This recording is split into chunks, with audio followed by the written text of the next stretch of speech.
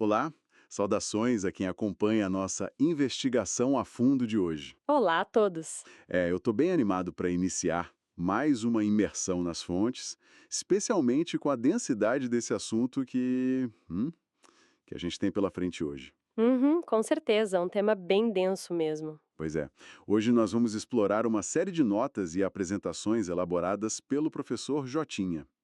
E o foco central dessa nossa análise é aquele período que ficou conhecido como a República das Espadas. Que vai ali de 1889 a 1894, certo? Exato, exatamente isso. No Brasil. E a missão de hoje, ao examinar esses documentos, é tentar desconstruir uma narrativa que é muito consolidada no nosso imaginário coletivo. Que é aquela ideia romântica, né? Isso, a gente tem essa tendência de romantizar a proclamação da República. Tratar a coisa toda como um evento supercívico, pacífico e naturalmente democrático. Sendo que não foi bem assim. Nem um pouco, as pesquisas do professor Jotinha mostram uma realidade tipo brutalmente diferente. O que as fontes documentam é uma transição absolutamente caótica. Uhum. Uma transição definida por governos sobre monopólio militar, crises econômicas de proporções catastróficas e golpes institucionais um atrás do outro. E compreender essa gênese do período republicano vai muito além de só ficar catalogando evento do final do século XIX, sabe? Claro. Nós estamos, de fato, examinando a matriz que forjou o Estado brasileiro moderno e todas as suas contradições estruturais. Uhum. Porque esse termo, República das Espadas, não é só uma figura de linguagem bonitinha. É a constatação pura e simples de que o fio da espada ditava as regras do jogo político. Literalmente, né? Literalmente. O fato de a chefia de governo e de Estado ter sido exercida ali com exclusividade por figuras militares de alto escalão, se explica muita coisa. Explica por que certas tensões viraram um eco constante na nossa história. Exatamente. Explica essas tensões entre as Forças Armadas e as instituições civis ao longo de várias outras épocas. Porque, pensa bem, a fundação de um novo regime exige que você rompa um status quo. E as fraturas que ficaram expostas ali entre 1889 e 1894, elas estabeleceram uma base institucional extremamente instável. Ok, vamos desempacotar isso um pouco melhor. Como exatamente essa fundação tentou se legitimar? Porque teve uma base legal aí, certo? Sim, teve. O primeiro grande marco que as notas do professor Jotinha examina é justamente a promulgação da Constituição de 1891. A nossa primeira Constituição republicana. Isso, e lendo o texto da lei assim, a arquitetura parece impecável para os padrões ocidentais da época. No papel era linda. Sim, no papel era perfeita. O Brasil abandonou aquele modelo unitário e imperial e adotou o sistema federativo e presidencialista. Teve a implementação daquela clássica divisão dos três poderes. Executivo, legislativo e judiciário. Exatamente. A intenção declarada lá era criar um sistema de freios e contrapesos para impedir o autoritarismo. Era uma tentativa clara de alinhar o país com as repúblicas modernas, especialmente inspirada no modelo dos Estados Unidos. E o que é fascinante aqui é o aspecto de maior impacto social dessa nova arquitetura legal, que foi, sem dúvida nenhuma, o rompimento do padroado. Ah, sim, a questão da igreja. Isso. O fim daquele casamento histórico entre a Igreja Católica e o Estado brasileiro. As fontes que a gente analisou detalham bem esse processo de laicização das instituições públicas. O que incluía o casamento civil. O casamento civil, a secularização dos cemitérios, para uma sociedade que era profundamente marcada pela influência clerical durante quase 4 séculos de império, essa separação total foi um choque cultural imenso. Com certeza. Então, no papel, o Estado assumiu uma postura laica e moderna. Mas a fricção começa exatamente aí. A fricção entre a teoria e a prática. Exato. Tinha um abismo gigantesco entre esse texto constitucional, de inspiração liberal democrática, e a realidade prática, que era de um governo comandado por militares de inclinação positivista e supercentralizadora. E essa distância entre a teoria e a prática leva a gente para o que as anotações do Jotinha classificam como o grande paradoxo do período: a democracia para poucos. Esse nome é perfeito. É cirúrgico. porque a roupagem era de uma república supermoderna, mas o acesso à cidadania era extremamente restrito. E o direito ao voto é o melhor exemplo disso. Com certeza. A legislação determinava que cidadãos maiores de 21 anos tinham o direito de votar. Legal, parece justo. Mas aí tinha um mecanismo de controle muito perverso embutido no sistema. O voto aberto. O voto aberto. Não tinha cabine indevassável, não tinha sigilo nenhum. Dá para ter uma ideia do nível de intimidação que isso gerava nas províncias e nos municípios. Era terrível. É a raiz do que viria a ser o famoso voto de cabresto. Os coronéis e os líderes locais podiam simplesmente monitorar, pressionar e punir quem votasse contra eles. Fosse uma punição financeira ou até física mesmo. Pois é, essa falta de sigilo transformava o ato de votar em um exercício de submissão. Não era uma escolha, mas a restrição ia até muito além dessa coerção na hora de declarar o voto. Tinha a exclusão formal, né? Exato. A lista de exclusão formal era imensa. O novo texto da Constituição proibia o voto de religiosos de ordens monásticas, de militares de baixa patente e de mendigos. Mas a exclusão mais devastadora, de longe, foi a dos analfabetos. E a gente precisa contextualizar isso no cenário de 1891. O Brasil tinha abolido a escravidão fazia o quê? 3 anos. Apenas 3 anos. Sim, e não tinha nenhum sistema nacional de educação pública básica. Então, ao proibir o voto dos analfabetos, a República excluiu sumariamente a esmagadora maioria da população de qualquer participação política. Foi uma exclusão em massa. Uma exclusão que atingiu de forma fulminante a população negra e as classes mais empobrecidas. O poder público continuava sendo aquele espaço VIP de acesso exclusivo de uma elite letrada e proprietária. Tem um detalhe nas notas do professor Jotinha sobre essa exclusão que me chamou muita atenção e revela demais sobre a engenharia social daquela época, quando a gente analisa o impedimento do voto feminino. Nossa, esse ponto é crucial. É impressionante, porque não tinha uma linha sequer na Constituição de 1891 que proibisse explicitamente as mulheres de votarem. A exclusão delas não era legal, era velada. Exatamente. Elas foram mantidas fora do processo eleitoral pela força da tradição. O silêncio da lei foi preenchido por essa convenção de uma sociedade muito patriarcal. Uma sociedade que assumia como um fato natural da vida que o espaço público e a tomada de decisões simplesmente não pertenciam às mulheres. Isso evidencia muito como a lei formal é frequentemente subsidiária à estrutura de poder que está vigente. Perfeito. Não precisa gastar tinta na Constituição para proibir algo quando a barreira social já exerce essa função com uma eficácia letal. Uma república que barra a população pobre e negra através da exigência de alfabetização e que anula a existência política de metade da população por imposição patriarcal, ela funciona na prática como o quê? Como uma oligarquia fechada. Só mudou o nome. Pois é, a estrutura constitucional servia essencialmente para fornecer uma fachada de legitimidade moderna, mas era um sistema desenhado para manter os mesmos grupos no controle. E tudo isso garantido, no curto prazo, pelas baionetas do Exército. Falando em manter o controle, isso obriga a gente a olhar para a base material da coisa toda, a economia.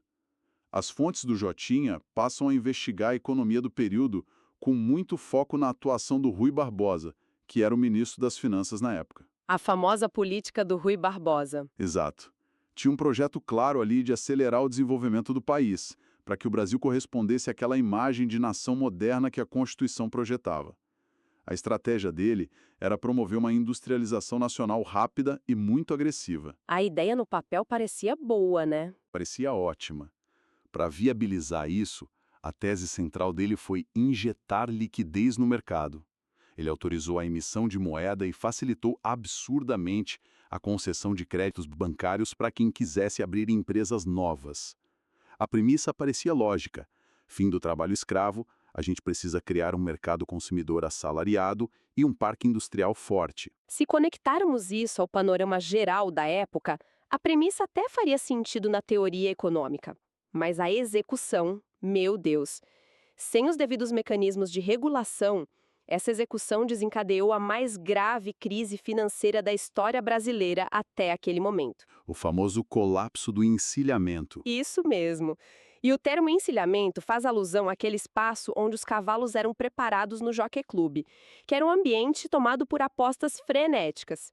E a economia nacional virou exatamente isso, um grande cassino. Um cassino desregulado. Totalmente. Ao descentralizar a emissão de moeda e derrubar as barreiras para o crédito, sem exigir um lastro metálico sólido, o governo criou uma bolha de liquidez artificial monstruosa. E o dinheiro não foi para onde deveria ir. De jeito nenhum. O dinheiro fácil não fluiu para a compra de maquinário, não foi para a construção de infraestrutura de fábrica, ele fluiu diretamente para a especulação financeira na bolsa de valores. A descrição das consequências práticas que o professor coloca nas notas é devastadora, porque essa inundação de crédito deu origem a uma epidemia de empresas fantasmas. Era muito fácil fraudar. Demais. Os indivíduos iam lá, pegavam empréstimos colossais com a desculpa de fundar, sei lá, uma indústria têxtil ou uma companhia de navegação, mas a empresa só existia no papel. E aí lançavam ações. Exato. Lançavam as ações dessas empresas inexistentes na bolsa, inflacionavam o preço através de especulação pesada e vendiam tudo com lucros absurdos antes que alguém descobrisse a fraude. E quando a bolha inevitavelmente estourou, virou terra arrasada. O estrago foi gigante. A moeda nacional sofreu uma desvalorização violenta, a inflação disparou, e isso destruiu o poder de compra da população urbana, que já era super frágil. A gente viu uma onda incontrolável de falências de negócios que eram reais e um desemprego em massa. E a história nos mostra repetidamente que esse tipo de colapso macroeconômico atua como um solvente de qualquer legitimidade política. O dinheiro some, o apoio some. É automático. A inflação descontrolada afeta diretamente a base da pirâmide, gerando tensões sociais muito fortes. Enquanto a falência do sistema de crédito enfurece a própria elite econômica que sustentava o governo, o capital político evapora na mesma velocidade que o valor na moeda. Ninguém escapa. Pois é. E o presidente, o Marechal Deodoro da Fonseca, que já governava num atrito constante com as lideranças civis e com o legislativo, ele se viu sem nenhum apoio sustentável. O encilhamento não apenas arruinou fortunas, ele corroeu aquela tênue estabilidade institucional da recém-nascida república e preparou o terreno para a primeira grande ruptura do sistema. Aqui é que a coisa fica realmente interessante, porque o desdobramento dessa ruína econômica é exatamente o ponto onde a arquitetura legal de 1891 colide de frente com a realidade autoritária do executivo. O choque inevitável. Isso. Encurralado pelo desastre financeiro e batendo de frente com uma oposição forte no parlamento, o Deodoro da Fonseca age não como um presidente constitucional. Ele age como o comandante militar que sempre foi. Ele apela para a força. Sim, ele ordena, por decreto, o fechamento do Congresso Nacional. Um golpe. Um golpe de Estado explícito. O líder do executivo simplesmente decide anular o poder legislativo e governar em estado de sítio, ignorando completamente todos os freios e contrapoderes que tinham sido promulgados meses antes. E essa decisão de Deodoro evidencia a fragilidade inerente a um sistema que nasce do uso da força. Quando as instituições são jovens e não têm uma tradição democrática para se apoiar, o embate político rapidamente degenera para o conflito armado. E o fechamento do Congresso provocou uma reação imediata que expôs o racha nas próprias Forças Armadas. A Marinha não aceitou. Não aceitou. A Marinha do Brasil, que tradicionalmente tinha um perfil muito mais aristocrático e alinhado a outras correntes políticas, se recusa a aceitar esse golpe do Exército. E aí inicia-se a primeira revolta da Armada. A tensão foi lá no teto. O nível de tensão institucional atinge um ápice surreal.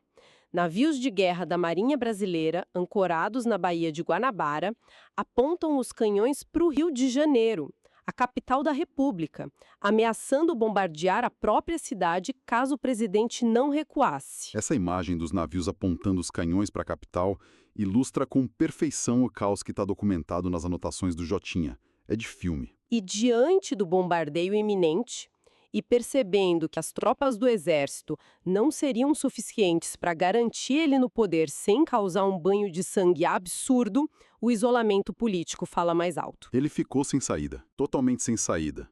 Sem apoio da elite civil, que estava arruinada pelo encilhamento, e com as forças militares completamente rachadas, o Deodoro não tinha o que fazer. Em novembro de 1891, ele assina a renúncia.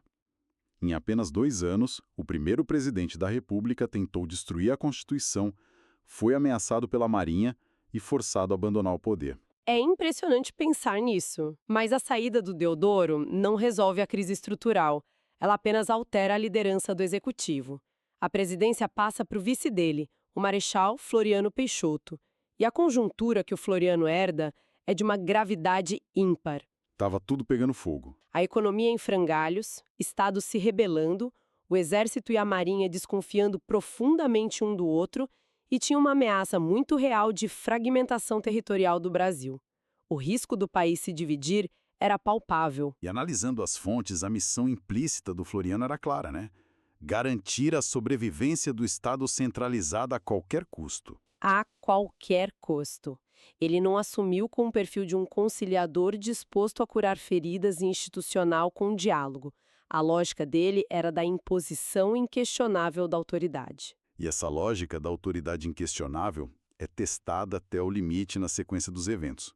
O material destaca uma parte que o professor Jotinha chama de fogo Bahia dentro, porque em setembro de 1893, o país assiste à eclosão de uma nova sublevação naval, a Segunda Revolta da Armada. De novo a Marinha. De novo a Marinha se rebela contra o governo central, contestando a legitimidade do mandato do Floriano e apontando novamente a artilharia naval para a capital. Só que a postura do Floriano foi diametralmente oposta à do Deodoro. Daí vem o apelido Marechal de Ferro. Exato, o apelido Marechal de Ferro não veio à toa. As anotações mostram que não teve espaço para concessão, para negociação ou para recuo tático. A resposta foi força bruta e ponto final. O governo mobilizou recursos massivos. O Floriano adquiriu rapidamente novos navios no exterior, aquela que ficou conhecida como a Frota de Papelão, e enfrentou os rebeldes com uma repressão truculenta e muito implacável. E, paralelamente a isso, no sul do país, ele também empregava força máxima para esmagar a Revolução Federalista, que foi um conflito civil de extrema brutalidade. O que fica claro na análise das fontes não é uma vitória do republicanismo cívico, é a vitória do monopólio da violência por parte do executivo. O Floriano consolidou a República não por meio do debate ou do judiciário, mas provando que o Estado estava disposto a aniquilar fisicamente quem ameaçasse a sua integridade. Então, o que tudo isso significa, juntando as peças? Chegando nas reflexões finais que os documentos oferecem, o panorama ganha um contorno bem nítido. A República das Espadas cumpriu seu propósito mais primitivo. Evitou a desintegração do Brasil e impediu qualquer chance de restauração da monarquia. Esse foi o resultado prático. Foi. Mas é imperativo reconhecer que essa sobrevivência não foi um triunfo da estabilidade democrática que a Constituição de 1891 sonhou. O país se manteve unido e com o regime republicano de pé, unicamente devido à coerção e ao poder de fogo das espadas governamentais. A transição foi pavimentada por crises financeiras e foi sufocada pela pólvora. E as fontes de pesquisa do professor oferecem uma metáfora visual muito brilhante para resumir o legado dessa época toda. Aquela da espada e do café. Essa mesma. Imagine a imagem de uma espada militar fincada profundamente num solo rachado e ressecado. E da empunhadura dessa mesma espada, brotando um ramo de café vigoroso. É uma imagem forte. Muito forte. E ela sintetiza bem como a intervenção militar violenta, a eliminação das dissidências e a centralização forçada do poder serviram, na verdade, para estabilizar o terreno.